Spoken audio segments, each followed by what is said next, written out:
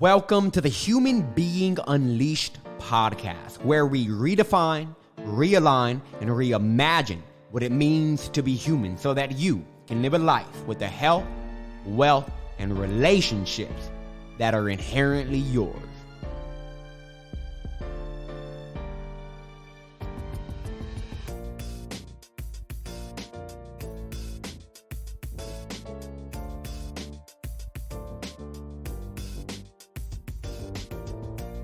Yo, what's happening, everybody? I hope you're having yourself an absolutely wonderful day. We're about to make it even better with this phenomenal interview I had with my mentor, Michael Chu. I have been working with Michael Chu over the last, maybe 2 years, and a phenomenal human being. I have learned so much from him. It is just great to see the relationship we've been able to build. And he's gone through a really very interesting journey in his entrepreneurial journey that highlights a very important spiritual lesson, I believe, all of us. I don't like using the word should, but I'm going to use it here. All of us should probably really take time to listen to. When you listen to his story, don't just listen to it as you're listening to his story. Look for your story within his. Look for yourself within his story. You're going to learn, you're going to get an idea of why you may be stuck in your business and what you can do to grow it and what it actually looks like to think like an 8-figure entrepreneur about their business. But also from a very nice spiritual perspective as well. So with that all said, sit back, relax, and enjoy. Okay, so let's get right to it. First off, I just want to say congratulations. Oh, I want to just acknowledge you. I was going through your social. I'm always going through your social media, but before this interview, just to kind of see what's going on, and I want to acknowledge you for 3 years, no alcohol. Yeah. And I want to ask you this question real quick about that. What has been your biggest lesson from being sober, from something that was a part of your life for a while? Like, what's just been your biggest lesson over the last 3 years that you gained? Yeah. Well, Adrian, first of all, I'm excited to be here. And it's a great question to start with. I could probably do a whole masterclass training on just the last 3 year experience. Yep. But I love that you said the two biggest lessons. And while, like I said, there's probably a dozen or multiple dozen, I'll boil it down to two. And that's number one, and I probably speak for most human beings in general, but when I made a powerful decision about an action to cut something off, many of us know the Latin root of side or decide is to cut something off. When I decided that I was no longer drinking alcohol, it wasn't just a habit of not doing something. It actually initiated or ignited a transformation of my entire identity. Because alcohol had been a really big part of my identity. My cousins got me drunk for the very first time when I was 12 years old, 14. Yeah. And I ended up in a cooler in my cousin's basement. They put a fur coat on me and it was funny, but really at the same time, ever since then, alcohol was a big part of my identity, whether it was partying in high school as an athlete or a fraternity in college, and choosing or deciding to not drink alcohol transformed or started the process of transforming my entire identity. And we create in life our expectations. We create in life a byproduct of who we are, not just what we do. And so that's the first one. And the second one for me, this is a big reason why I chose to stop drinking alcohol, is it created this very challenging at first, but it created this container, so to speak, if we want to use that word, for me to have to learn the skill of attending to all of my biggest emotions, from celebration to sadness, right? Because my life up until that point, if I got a promotion, it's let's go out for drinks, right? If I was coming off a breakup or I was frustrated at work, it's oh my gosh, I need a drink. So getting a drink was kind of the go-to tool to attend to the whole spectrum of the human experience. In the process of that, I hadn't ever really learned to actually like deal with or process, if we want to use that word, sadness or fear or anger. And by not having alcohol to go to in those moments, it created this platform for me to truly, in an accelerated process, develop the skill and the muscle of processing all of my hardest emotions. So that boils down to two. Okay, wonderful. Now, real quick, a question on that. I had like my questions here and I just lost them. But a question, a question that just came up to me right now was when you say filling your feelings as a skill. I think that's interesting because I was writing an article today where I talk about emotional intelligence being a skill, but a natural skill. I think we all have. It's just a matter of like nurturing it. But I feel like as entrepreneurs, and this is something you've been really big in, because as a student of yours, it's always been, health, wealth, and happiness, right? So a lot of entrepreneurs, they don't like to consider like the insides, like, they don't like to consider what they're feeling. So why would you say that learning the skill to feel is essential if you want, and I say the word essential, not just like good, but like essential if you want to make an impact, because this show is for entrepreneurs who want to make an impact, not just want to make a lot of money. Sure. So why would you say that's important? Well, Adrian, there's the creation side and then there's the outcome side of how our own emotional experience is a part of life, right? For 15 years of my career, I thought success was all about just, I got to be more mentally tough. I just got to work harder. And don't get me wrong, I'm not the let's talk about emotions type where I go way too woo woo and it's like just feel everything. I'm totally like you got to like know the right strategies and you got to get to work. I'm all about routines too. And yes. And here's where I started to realize the emotional piece can become a ceiling for people. Hard work and the right strategies, without a doubt, is a fundamental piece to just creating some level of success. But here's the question I ask people on the creation side, or at least how it related for me. How many of you have ever tried to like do an affirmation, like where you're telling yourself like, I am awesome, but yet you feel like this emotional state all over your nervous system, like, I'm not awesome. I actually feel really like I'm a loser right now. I feel like I'm an imposter, or I feel like a failure, or I feel scared. And I don't know if any of you have ever tried to like just hype yourself up and talk yourself out. I have. Yeah. We can't hype ourselves out of our own feelings, right? Like when the feeling is so heavy on our body, right, it actually can make it worse. How many of you ever tried to like, or Adrian, have you ever tried to motivate yourself when you're feeling really anxious? So you're feeling really scarce. It gets worse. I feel like it gets worse. Yeah. Well, why? Right? What's a famous phrase a lot of people know? What we resist persists until it expands and then one day explodes. Right? Most people don't say the second half of that quote. I know. I was about to say, you introduced me to that part of the quote. Yes, because what we resist persists. So you just sit there going, no, I am awesome and I am wealthy and I'm going to make a ton of money. But you're actually feeling scared because like, you have bills due on Friday. You haven't made a sale in a week and you're feeling like actually scarce, but you're like, I am awesome and clients are coming my way, I swear. Sometimes if you don't know how to attend to the actual like emotional piece and you just try and force through it, it persists, it gets worse. And then it can get to the point where it expands and then one day it just explodes. And exploding can be anger, it can be breakdown, it can be burnt out, it can be all these things. So that's to come back to your original question. That's why I think having one of the tools in your tool belt as an entrepreneur, and that's knowing how to attend to your emotional state, your nervous system, is so key because it can impact what you're creating.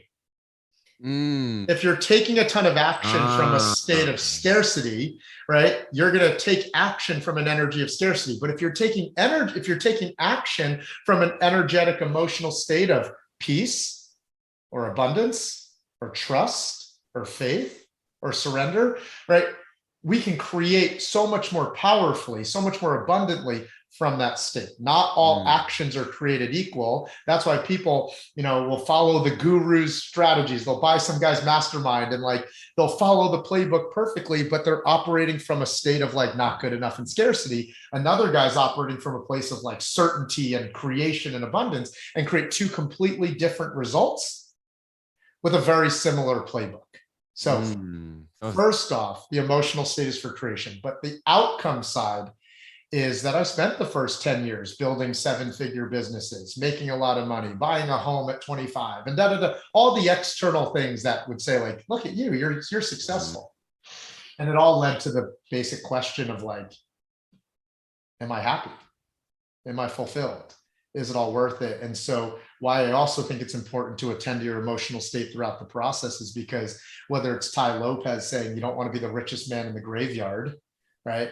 I've never heard that. You're rich as hell, but you died because you're unhealthy, or you died. Yep, exactly. Right? Whether it's that, or whether it's Tony Robbins saying success without fulfillment is the ultimate failure, right?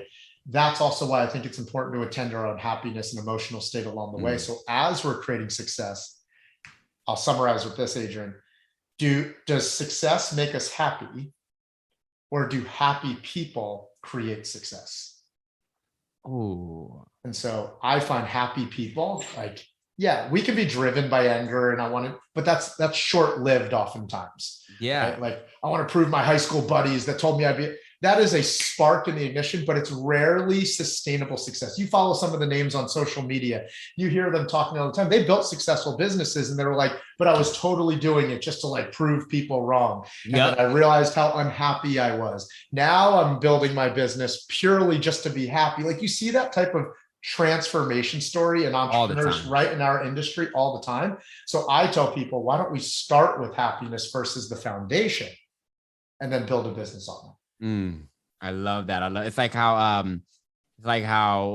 you know, like, I'm not a religious person, but I think it was in the Gospel of Thomas, Jesus says, you like okay, I'm probably paraphrasing, like, it's really wrong, but it was something about, you know, a seed planted on gravel or thorns is not going to go anywhere, but a seed planted in like the soil of God, it was like, that's what grows. And yeah, I love that. Again, guys, please do not quote me on that and come after me. But so I just wanted to reflect on that. But so now I know we're kind of like fast forwarding a little bit, but let's rewind and share a little bit more about your actual story, because I feel like that in itself has a lot of lessons. So I know that you had I believe it was your first and last job, or just your last job at 17 years old working at Pizza Hut.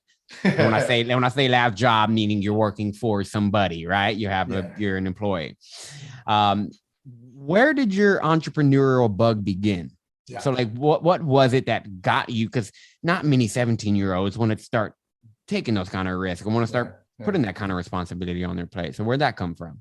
Yeah, just for integrity with the specifics, I think it was 19, but yeah, same thing. Oh, okay. I was working at Pizza Hut, and I don't knock jobs, right? I think there's a lot of entrepreneurs that are like, oh, you have a 9 to 5. I freaking love those damn breadsticks at Pizza Hut. I used to eat so many damn free breadsticks, but what was happening is I was working at Pizza Hut that summer, but I only had like 1 or 2 shifts per week at 4-hour shifts. So I don't know if you do the math on 8 hours of work per week. And I was home for my summer break after freshman year of college. I was going to school in DC. 8 hours of work was going to barely cover beer and gas money, nonetheless, actually make me any money. So I ended up looking for other work. I found an ad in the newspaper. That dates me back years, right? I found an ad in the newspaper for a sales job. And that was my first taste of like more of an entrepreneurial type of way of earning money, where I was no longer earning money trading my time. It was a purely commission-based sales job, which exposed me to being paid and compensated for your value and your skills, not your time. That was my first exposure to the entrepreneurial world. Okay. And then that was just like, oh, well, you get used to this. Like when you buy a new truck, it's hard to go buy a used car after that. Yeah. So it's kind of like, that experience. Now, something you're talking about, what we resist persists until it expands and eventually it explodes.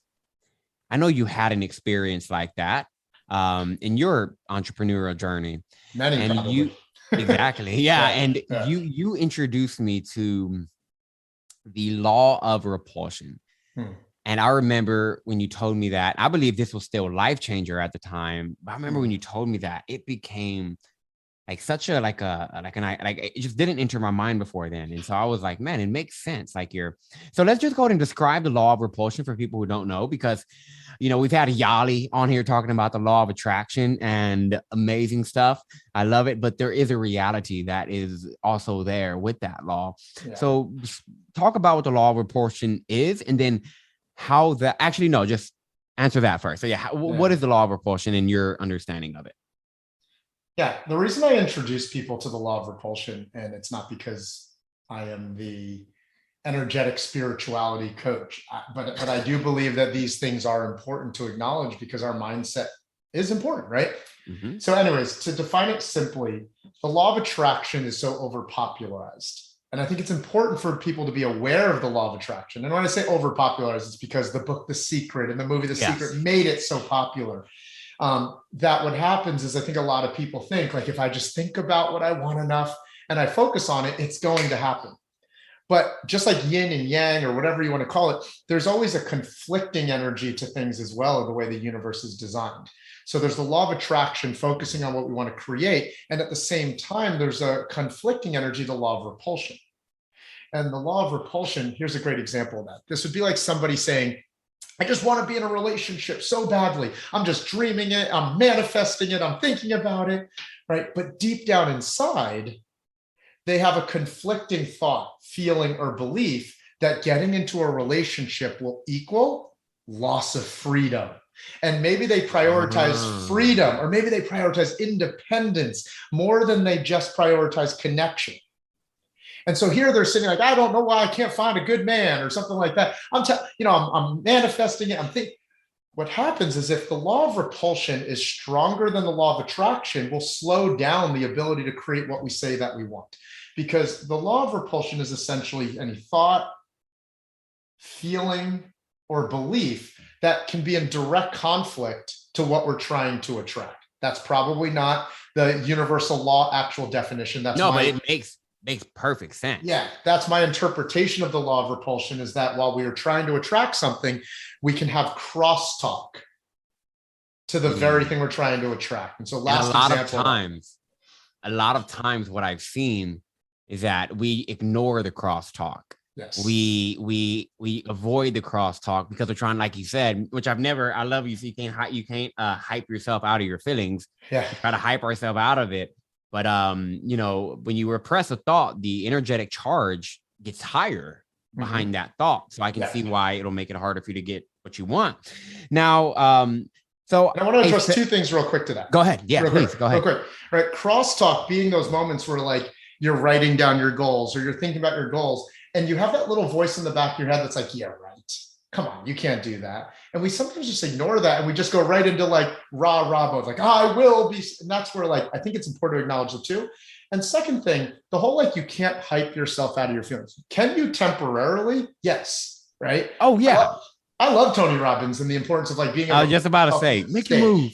Yeah. Like, put yourself into state. But if we ignore the fact that there is a continuous emotion of doubt, that's where it starts to ruminate and starts to expand. So I just want to clarify that nuance. I think it's important in time. Like, if I have to step onto a work call, I want to show up my best. I have to be able to put myself in a state, or if my kid's sick, right? But then there's also the space and time as entrepreneur that we also give ourselves our own space to think, feel, and be in solitude to take care of ourselves as well. Yeah, I think that was really important to say. So I really appreciate you saying that, because I make my move every now and then and, get right into state. But like you said, ruminating, and at our event, at the Champ Dev event, I love, and we're going to talk a little bit about Tess, but I absolutely love how she said the difference between processing a feeling and then ruminating on the feeling. And I was like, wow. But okay. So that leads me to, you were experiencing some pushback in your business where you were hitting your own upper limit. Can you share with us? And this is, again, you may have had multiple, but one that I remember was the 100K one. Remember? Yeah. Okay. So tell us a little bit about that whole experience in terms of what the challenge was, what the challenge looked like, because other people may be experiencing the same thing, and what you personally did to overcome that and break through that, because I know you're way past that now. So I'd love to jam out on that. Yeah. I'm sure some people might relate to this at their own numbers or their own levels for those of you listening into this. But for me, I grew my first coaching business, the Health and Wealth Academy. I grew that pretty quickly, all through organic marketing strategies, from 30K to 50K a month and even to 80-ish K a month. But I could not break through the 100K a month ceiling. And so I went to my foundational belief system of what do I need to do to break 100K? My brain naturally goes to, all right, how? Hold on, real quick. You just did something you just said something I don't want to miss. Why did you go to your belief system first when you realized it was something was going on? Because our beliefs give us certainty. Our beliefs drive our focus. Our beliefs dictate our beliefs dictate so much of what we create in life. So I'll keep it as simple as that. Yeah, I love it because I feel like so many people are like, oh, let me force outside reality to change. Yeah. And you said it so quickly. I just want to make sure people did not miss that. Guys, this is a 8-figure entrepreneur, and he said he went to his beliefs first. I talk about this all the time on this show. Okay, so go ahead. Yeah. And so I went to my foundational beliefs, and I had a couple. The first was I need to know how, right? And so I started chasing all these strategies. What worked for me to get to 80K, I was convinced at that point that no longer would work for me. I need to find something bigger and better, right? And so for me at the time, I thought it had to be like, I need to learn paid ads, right? I need maybe more offerings. I need a bigger audience. And I went to all these things that I believe. Then my second foundational belief system is maybe I'm just not working hard enough. I need to work harder, right? And so those are the two, for the most part, foundational things I went to. Work harder, find new strategies. But the reality is, oftentimes more than not, what's going to take us to the next level is not always a silver bullet strategy up until a certain level. More times than not, it's doing more of less things. More times than not, it's tweaking what's already working. More times than not, it's doubling down on what's already working and keeping our focus clear on the things that work until we're doing 200, 300, 400K a month from that one strategy, not 50 to 80. Anyways, long story short, I spent a year dumping money into experts to teach me how to learn ads and paying for ads. And I spent $60,000 to $70,000 over a period of time, and I returned $1,500 back. And it's not that I didn't know how to sell. It's not that I didn't know how to produce, but it just wasn't working for me, right? Yeah, so you just didn't have a return. I didn't have a return. And I had a 98K month. I had a 92K month. I had a 95K month. So there came a point where I was like, all right, is work ethic really the thing that's going to get me over the hump from 92 to 100? What is going on here? So that at that point, I was stopped looking outside for the answers and I started looking more inside, right? And I was on a walk with my somatic coach, Tess, and definitely did not see this coming. Okay. Because again, I thought at that point it was about, I just need to be more positive and I just need to work harder and find a strategy. And as we were going into my inner beliefs and the law of repulsion and my inner conflict thoughts, we discovered that one of the reasons why I was scared to sell 100K a month or earn 100K a month was because I'll get to the punchline and then I'll reverse. That I actually thought I wouldn't have my dad's approval, love, etc. if I was earning 100K a month. So that's what we discovered, how and why. I grew up hearing my dad talk about people who made 6 figures a year be like rich people.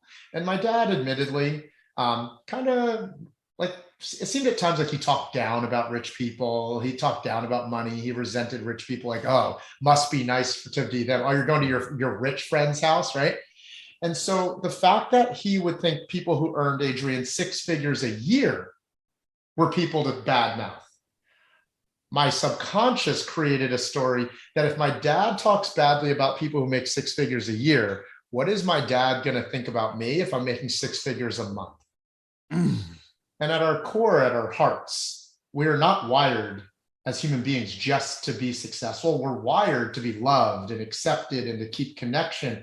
And so what was happening subconsciously is that I thought 100K a month of success, while I wanted it so badly, subconsciously, I thought it was going to equal loss of love from my dad. And it created fear on my nervous system. It created doubt in my head. And I worked through that day with Tess. And I got to the point of like, oh, I am safe to receive $100,000. I already knew how. I already had it all within me. I already had the strategy, but now I believed that I was safe to earn 100K a month, and it was a part of who I was. You can imagine what happened next. The very next month, we broke 100K month received and have been at that baseline ever since. You have never gone back. Grew to 250, within the next 9 months after that. 300K, a peak of 500K a month beyond, that is insane. It's just like the fact that we, and I also like how you said, we're not, we're hardwired for, success. And I believe that's very true. Like our brains are hardwired to solve problems, overcome challenges. But the love part, it's so important that people understand what you associate love with. And so many people associate, love with certain things, and because they don't believe they're loved, they won't allow themselves to have certain things. Right. And so I appreciate you for sharing that. Now, I'm curious though, like what it looked like, because I feel like the audience would benefit from this, and like whatever you feel comfortable sharing. But what did it look like? What did you do? And this is my mind. It's like, what did you do? What did that work look like with Tess? Like, what did that inside work look like with her? Was it, I know you said you did some envisioning, like some visualization style things, or I think that might have been for something else. But what did that like look like? Did you like have a conversation with yourself? Did you what was that? Yeah. While now that I've been doing that work for 4, maybe almost 5 years consistently, just about, I'll boil it all down to this. I learned the skill of developing a muscle to feel my own feelings. Just like if we want bigger biceps, what do? We practice that skill, right? If we want to get abs, whatever, right? And so I got to work on developing the skill of addressing my feelings. Now, not so I can sit there in meditation all day long. I work hard. I love work. I love the process of work. I love who I become in the journey of work. But as we've addressed now on the show here today, Adrian, I do think there's the side of also making sure that our mindset and our nervous system are aligned with what we want to create, because then success, then creation can feel in flow. It can feel simple. So here's what it looked like. Tess, my somatic coach, taught me this simple process as a way to think about it. And that is just simply, what did we learn in school when there was a fire? What did we learn to do during fire drills? 3 words. What did we learn to do? Stop, drop, and roll. That's what we do when something's on fire outside of us. Oh, shit. Right. If there's a fire, stop, drop, and roll. Right. Or if we're on fire, stop, drop, and roll. So she taught me that same concept, that a lot of times when we're experiencing a big emotion, it feels like shit's on fire. Right. Have you ever felt so panicky? You're like, I don't give a shit about anything else right now. I got to take care of this. Right. Me this morning. Right. So when we have big emotions, it feels like something's on fire. And then we start acting out of that. And so I learned how to stop, drop, and roll, which is just simply stop. And that's just giving myself space to just name and slow down and name what I'm experiencing. Oh, Adrian, I don't know what the hell is going on right now, but I just feel really tense. Or I don't know what this is all about, but I feel like it's hard to breathe. And I feel like anxious right now. And I feel like a pit in my stomach. It's just giving yourself enough love, you could call it, to like just attend to whatever you're feeling. That's stop. Drop is once you start to identify and name what you're experiencing, try and drop into your body even more. Get out of your head and get into your body.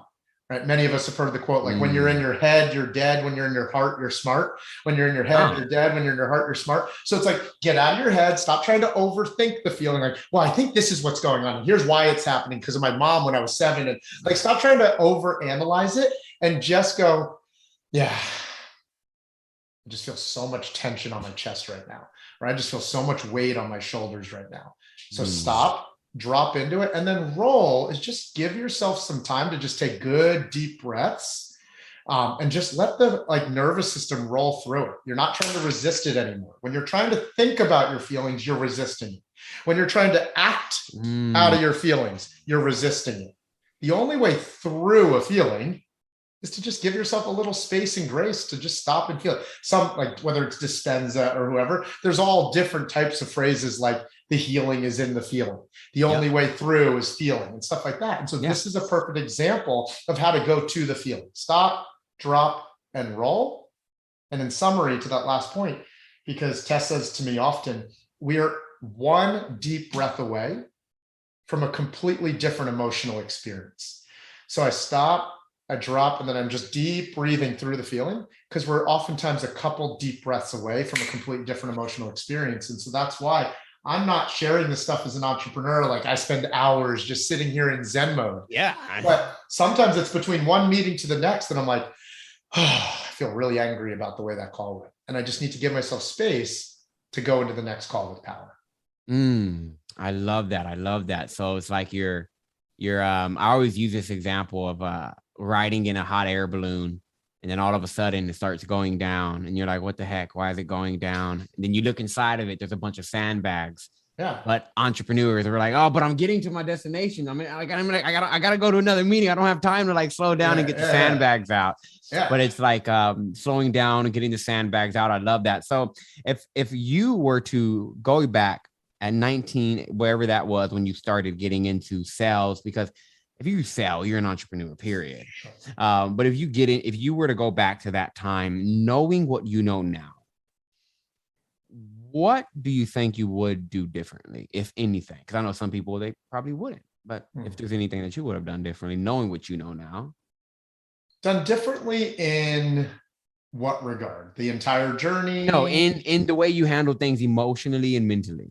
Like in the way you, like, for example, if I were to for me, if I were to go back and start doing everything over again, I would make sure that I'm climbing my mountain and not building somebody else's business. In other words, building a business that I thought was like the business I really wanted, without really getting honest with what I actually wanted with myself and out of my life. Yeah. Starting from there I would have been so much different. Right. Yeah. So does that make sense? It does. And okay. I have 3 answers. One of them is about the emotional, spiritual side, but there's really 3 things I would have done differently. Okay. And yeah, there's the foundational answer of like, honestly, I wouldn't have changed anything because it wouldn't have led to who I am today and where I'm at. So I get that. So I think a better way for me to reframe that question is, what lessons did I learn in my 20s that I now in my 30s focus on, that if I could have gone back to my 20s, I would have loved to do them, are these 3 things. Number 1 is prioritizing the emotional side of success just as much as the mentality side, right? My 20s were all about mental toughness. Like when I did personal growth in my 20s, it was all stuff like Tony Robbins and John Maxwell books. And there's all mindset. Oh, yeah. And I would have given you a negative stigma about things like therapy or somatic work, or I didn't even know what somatic work. Feelings, you're feeling your feelings. I ain't got time for that soft shit is what I would have told you in my 20s. Yep. But I would have prioritized that a little bit more. Now, really quickly to that. Do I think right now this whole like environment of our emotions is getting overused? Everybody talks, it feels like people will lean on the fact that I have trauma now. Like everything's a damn trauma. We're labeling everything as a trauma. So let's be really clear, right? Trauma is not what happened to us where we get to be victim to it. Trauma is simply the perception that we created about what happened to us and how our nervous system responded. So anyways, with that said, I still would have prioritized like the emotional somatic side of the work. Number 2, I would have prioritized relationship building and how to powerfully give and add value to a circle of influence more effectively. I feel like I did a good job with that, but man, everybody talks about it like we're a byproduct of the 5 people we spend the most time with, or show me your network, I'll show you your net worth. But not as many people actually intentionally win in that area as much as they really could be. So second thing, I would have focused on that. And then number 3, I would have focused on turning my active income into passive income a lot faster. Those are the 3 like things I would have gone back to as I was building success in the early years of my career. Okay.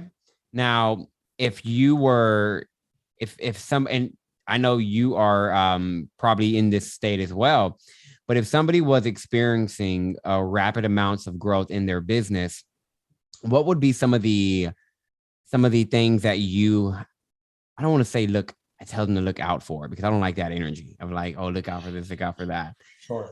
But to just be mindful of in terms of what can happen during a rapid growth season, and like how to navigate through that so they're not having to be stuck under a ceiling. Yeah, I mean, there's a handful of things, but if someone's experiencing rapid growth, I think there's a couple things that are coming to mind that they could lose their way. These are the three that are coming up. Number one, the second we think we've arrived or things start feeling easy is actually when we need to go harder. But most people, it's like, I'm arriving, we let our foot off the gas. Or I've heard other people say it before, like the higher we rise, the more support we need. But a lot of people think like, I've lost 30 pounds now, I don't need a nutrition coach anymore, I don't need a trainer anymore. Or I finally got to 7 figures, I can do all this on my own. It's actually the other way around. The second we think we've arrived is when we actually need to go harder. And we need to double down on things. The second thing, as we're experiencing massive quantum growth, is oftentimes we can lose our own way, right? When we can lose our way. I experienced this a bit in how I was growing the company over the last year. We're growing so quickly, right, that it becomes a little bit too focused on like KPIs and revenue at the cost of staying connected to our core, right, and our foundation. If you think about it from a fitness side, Adrian, right, to be good at almost any sport, you need a strong core, right? Any great business to be built to last, any expanding business, they never stop doing the fundamentals. They never stop doing the basics. They don't get away from their core. That's why we hear things, Adrian, like culture eats strategy for lunch. But when we're growing very quickly, it is easy to lose your way. It is easy to lose sight of those things. So the second thing would be to stay connected to the core of like, what are our core values? Who are we as a company? Who do we serve? What do we want to be all about as a secondary thing? I love that. And I kind of said the third within the second, and that is never stop executing the fundamentals. And that's never stop growing. So yeah, exactly. I love it. Now I'm curious right now, Mike, what are you excited about in terms of what's going on for you personally right now? Personally, professionally, what's exciting you in your day-to-day right now? Purely personally? No, I said personally, professionally, anything, anything is going on in business, whatever's going on. I just want to know what's exciting Michael Chu right now. I feel in a really excited place right now, not like pure hype. There's a couple. Yeah. So what I feel excited about is my dad passed suddenly earlier this year. And what I didn't acknowledge is how much that, grieving process would really be. I shared with my leadership team recently that I felt like I got a little bit of a false start on the year because I had all these goals like planned out to go into the new year. And then my dad passed at the end of January. So any momentum or traction I was building towards that felt like it came to an immediate halt for a moment. So what I'm excited about in my day-to-day is I just have this clarity about what the second half of this year is and what 2023 and 2024 in a couple areas. And that's just where the business is going. And I don't even mean revenue, like the things we're doing behind the scenes, the second half of this year going into next year to make our Passion to Profits and LTV method programs revolutionary in some regards for coaches in the industry. We're super excited about that, to teach people not just how to get more front-end clients, but like how to get clients to pay, stay, and then play all out and get transformational results. Like I'm excited about that. I'm really excited. I was going to say, you're really revolutionizing the coaching industry though, by the way. Like I know this podcast is not really a business podcast, so like we didn't jam out on that a lot. Sure. But guys, let me just say, as somebody who like works, directly with Michael Chu, just this entire LTV thing, and I'm gonna let them know where they can find you and they can look into it. but it's just insane the amount of coaches in this space who just don't consider LTV and don't consider the health of a business as opposed to just like the quick influxes of cash.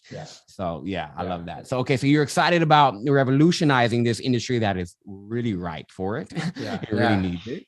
Number two, I struggled with the idea of being a dad when I first became a dad, but this year, I'm just so excited about being what my themes for the year: be a present and playful dad, and just super excited about that. And then lastly, I did a physique comp last year just to say I did one, basically just to challenge myself. I don't actually have much of a desire to do bodybuilding, but I just wanted to do it once.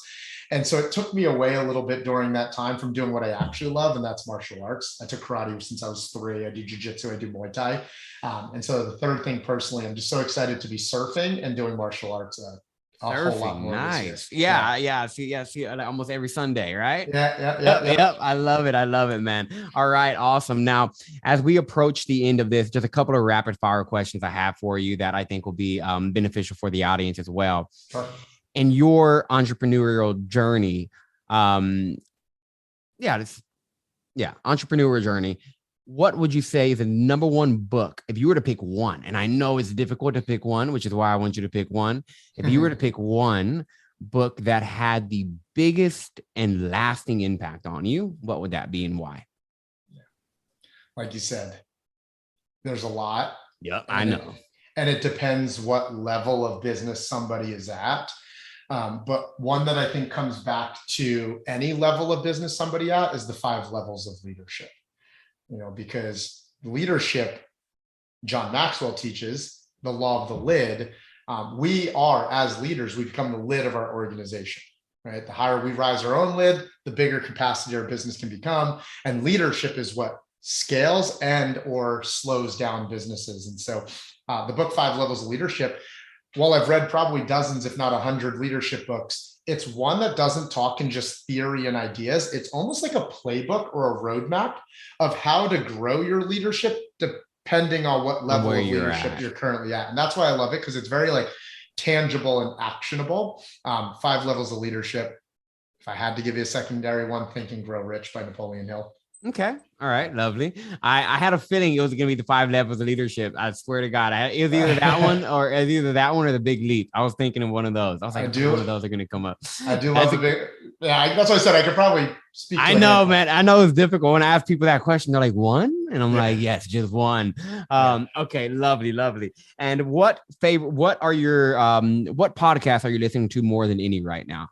It can be related to anything. It doesn't matter what the subject is, but just what has your attention right now? Yeah, my boy Justin Donald's Lifestyle Investor. I've been listening to that one. Yeah, I've been listening ever since the event. Yep. Yeah, it's hard not in our industry to listen to Hormozi's podcast, The Game. It's funny. Doesn't even bring guests on, and just him jamming for 15 minutes. It could be 9 minutes, 10 minutes, and they're such golden nuggets each time. Value. I love it. Yeah. And then the other day we were cleaning the house. We just moved into a new house, and Kayla and I were cleaning the house, and we were like, let's decide on a podcast we both would be excited to listen to. She didn't want to listen to Justin. I didn't want to listen to whatever. And so we came to the conclusion to listen to Oprah's podcast. Which I didn't even know she had a podcast. I didn't even know she had a podcast. Yeah. And I've only listened to maybe 3 episodes on it so far, and 2 of them I really, really love. So Oprah would be my 3rd podcast. Is it the Super Soul one or just the Oprah Winfrey? Huh? Super Soul. Okay. Dang, dude, she has a crap load of podcasts under her name. Yeah, it's a big podcast under her name, but okay. The Super Soul one. Okay, I like Super Soul. That's a really good show. Have you ever listened to I listen to it every day. How I Built This.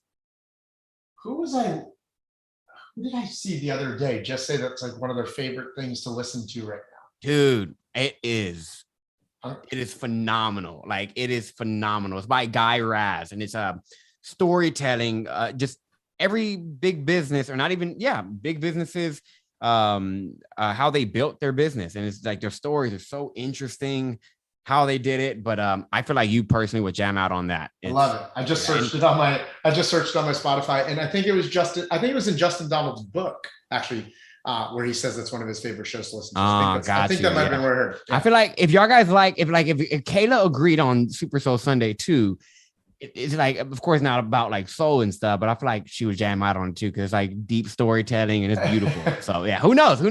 Cool. Anyways, okay. So my last question for you here is, I love this.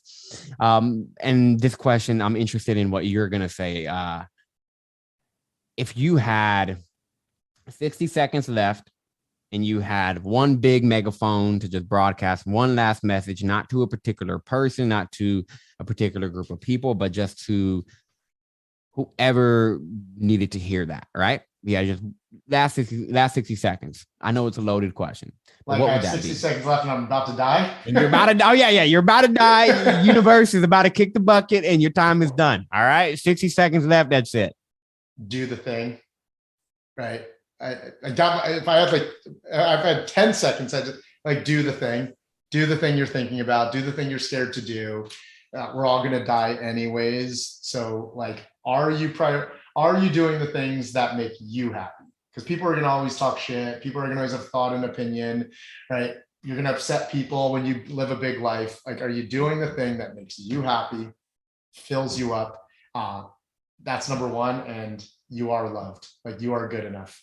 Right? I love it. And lastly, we have a lot of coaches who listen to this, or, if anybody just wants to follow you, is there a nice link they can go to? Is there anywhere they can follow you at? Yeah. I mean, they can find me on just like my personal Facebook or Instagram. They can go to champdev.com. Or to learn about what, like your actual work, like what you're doing. Yeah, champdev.com. We have our Facebook groups, which I can drop the links with you and you put it in. Yeah. We'll just send me those in the email. But really quickly, just so, because like, we got these last 2 minutes real quick. Like, what are you doing for coaches right now? Just so those coaches who, again, I know this podcast isn't really like focused on like the business side of things too much. Well, really, business and life, same thing. But what are you doing for coaches? Yeah, coaches who either A, don't want to spend a crap ton on ads or don't feel like they have a big audience. We're helping them unlock as little as $100,000 to the upside. We've had clients tell us that we're unlocking $1 million in what we call hidden pockets of revenue, where they don't need any bigger of an audience. They don't need to generate any more leads than they already are. They don't need to spend an extra dollar on ad spend. And we're unlocking $100,000 to $1 million in hidden pockets of revenue that are in their business right now without needing to work any harder per se. And it all happened because I was building my business and I was like, this business is not going to be fun, long lasting. If it's like every 90 days, I need to get more new clients for me to like, it just felt unsustainable. It felt unfulfilling. I call it the revenue revolving door, where it's like, just as clients are coming in, they're going out, and every month you wake up with like the scary number of being back at zero again type of feeling. And so we help them learn what the top 1% of coaches do, not only to get clients to pay initially, but then how to play all out and get incredible results, but then also stay for years. I think the industry gets clients to stay for like 3 to 4 months. I'm about to say like average, maybe 90 days. Yeah. Yeah. We get clients to stay for 3 to 4 years. So you have a business that's built fast, but also built to last as well. So if you want to learn that, champdev.com, and also with champdev, right? Yep, champdev.com, and there will be a link to join his Facebook groups below as well. But aside from that, Mike, again, thank you so much for hopping on this show. I'm happy we got to get around to it, and happy to have you on this show. And so aside from that, have yourself a good day, and thanks for being here. You as well, brother. I love you, man.